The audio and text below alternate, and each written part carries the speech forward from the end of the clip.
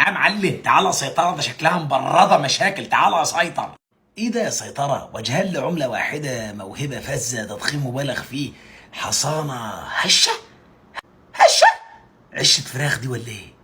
وطالعين تقولوا لي يجب معاقبة من يدعو للتعصب الرياضي والفكري. امال ده ايه؟ ده ايه يا سيطرة؟ مسألة انك الرائد في التغيير طبط عظمة عظمة، الكلمة دي شكلها تقيلة، بس احنا بالنسبة لنا مش فاهمين. بس الكلام التقيل بيتعرف انه تقيل. جزء صغير من مشروع ضخم، يعني انت بتشكك من الاخر في الناس اللي بتفكر للمشروع الضخم. ها؟ نحن من انتشلناك بعقد ضخم لا تحلم به في حياتك.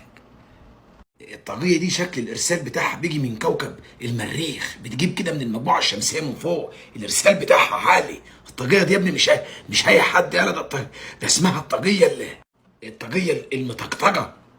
أنت بتنقذ عمين الدوم بالطريقة دي يلا. مش بس كده، ويطلع الموضوع ويكبر طبعا وتتلطش، وناس تصطاد المعلم ده في الماء العكر. مين يصطاده بقى؟ اعلاميه اسمها مي حلمي، تطلع تلطش فيه وتصطاده في الميه العكره. ما هي قاعده برضه بتدور على حاجه تشتغل.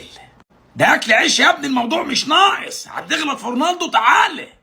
فترد عليه، فيرد هو، يرد يقول ما ان عندي تحفظ على دخول النساء لمجال كرة القدم. ليه يا حبيبي؟ ما عندهمش، ما عندهمش روح زيك ولا ايه بالظبط؟